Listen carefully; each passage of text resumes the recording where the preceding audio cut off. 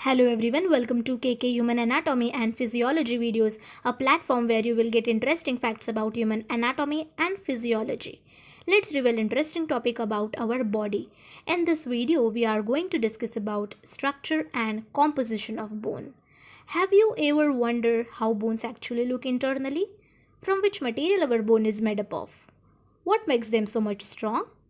I will give you answers of these questions in a simple way. I hope you will find this video informative and interesting. What is bone?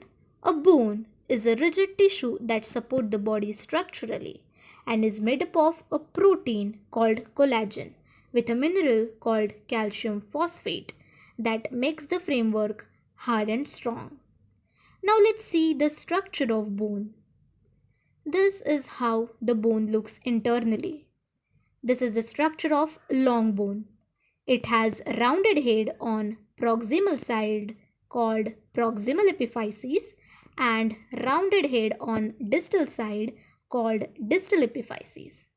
It has middle portion called shaft, also called as diaphysis, that is much longer than its width. Now let's have a look on the deep internal structure. Spongy bone, also known as a cancellous bone or trabecular bone, is a very porous type of bone. It is highly vascularized and contains red bone marrow. Spongy bone is usually located at the ends of the long bones, that is in the epiphysis, with the harder compact bone surrounding it. Red bone marrow is a place where red blood cells, platelets and most white blood cells arises. The hard outer layer of bones is composed of cortical bone, which is also called compact bone as it is much denser than spongy bone. It forms the hard exterior, that is cortex of bones. The cortical bone gives bone its smooth, white and solid appearance and accounts for 80% of the total bone mass of an adult human skeleton. It facilitates bone's main functions, that is to support the whole body, to protect organs, to provide movement and to store and release chemical elements, mainly calcium. Yellow marrow is found in the hollow interior of the diaphyseal portion or the shaft of long bones. Yellow bone marrow is involved in the storage of fats. The fats in yellow bone marrow are stored in cells called adipocytes. This fat can be used as an energy source as needed. The color of yellow marrow is due to the much higher number of fat cells. Articular cartilage is the smooth white tissue that covers the ends of bones, where they come together to form joints. Healthy cartilage in our joints makes it easier to move. It allows the bones to glide over each other with very little friction. Articular cartilage can be damaged by injury or normal wear and tear.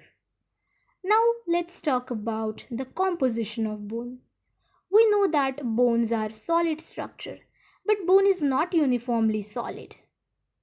It consists of flexible matrix about 30% and bound minerals about 70%, which are intricately woven and endlessly remodeled by a group of specialized bone cells. We will take details about these bone cells in the next slide. Their unique composition and design allows bones to be relatively hard and strong while remaining lightweight. Bone matrix consists of 90 to 95% of elastic collagen fibers, also known as ossein. The elasticity of collagen improves fracture resistance, and the remaining 10 to 5% is ground substance. Ground substance consisting of water and large organic molecules such as proteoglycans like hyaluronic acid and chondroitin sulfate, as well as non-collagenous proteins such as osteocalcin and osteopontin. Bone salt, also called bound mineral, consists of hydroxyapatite, the dominant bone mineral. It is naturally occurring form of the mineral calcium apatite with calcium, phosphorus and oxygen. It is hydroxyapatite that gives bones its compressive strength and rigidity. Other components of bound minerals includes salts of calcium and phosphate.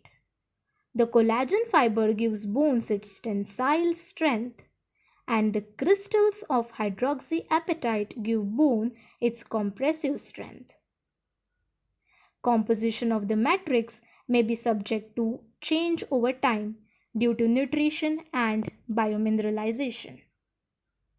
Now let's see the composition of bone. Bone is metabolically active tissue composed of several types of cells. First is osteocyte. Osteocytes have stellate shape. The cell body varies in size from 5 to 20 micrometer in diameter. A mature osteocyte contains a single nucleus that is located towards the vascular side and has one or two nucleoli and a membrane. Their function is to maintain bone mass, and they are the key endocrine regulator of phosphate metabolism.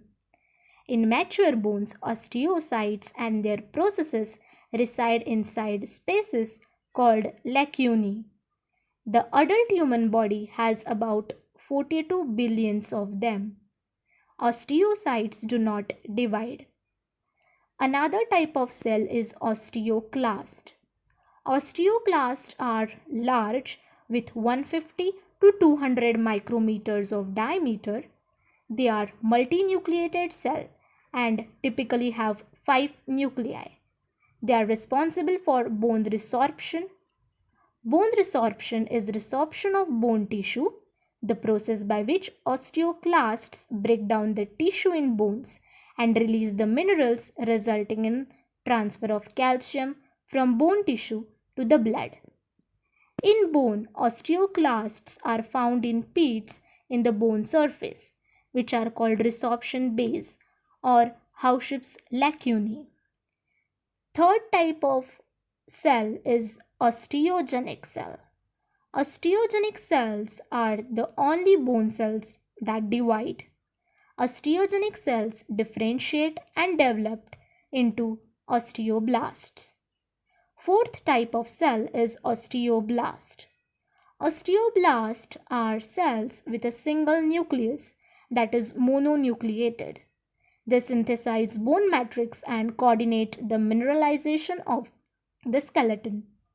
They synthesize dense, cross-linked collagen and specialized proteins in much smaller quantities, including osteocalcin and osteopontin, which compose the organic matrix of bone.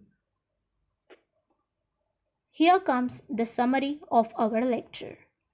In this video, we have discussed the structure of bone in detail.